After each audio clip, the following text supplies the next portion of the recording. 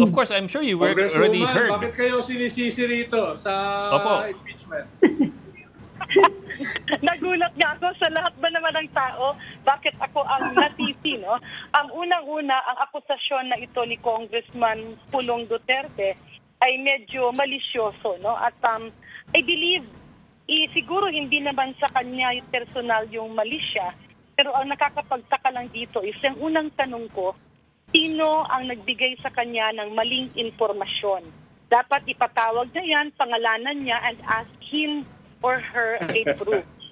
Pangalawa, Yes, ma'am. it's a reflection of his office.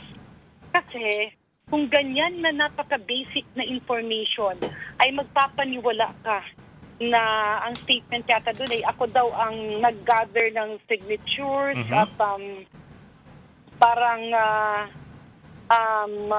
ayan, just reviewing his statement, it says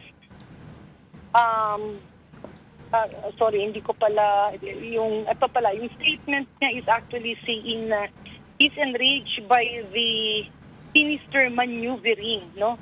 So, unang-una, ang katanungan ko, sino ang nag-report sa kanya ng maling report? Because more than 100 congressmen were there in that consultation. I was not even one of those who stood up. Nagtanong lang ako dun sa mga kasamahan ko na ano ba ang mangyayari kasi patapos na ang Kongreso, ang Senado ba ay patuloy ito na pakikinggan. Moreover, ako I'm not bothered by the accusation because it's fake news. No? I am much more bothered by the way that Congressman Duterte is vetting the information that goes through their office. No?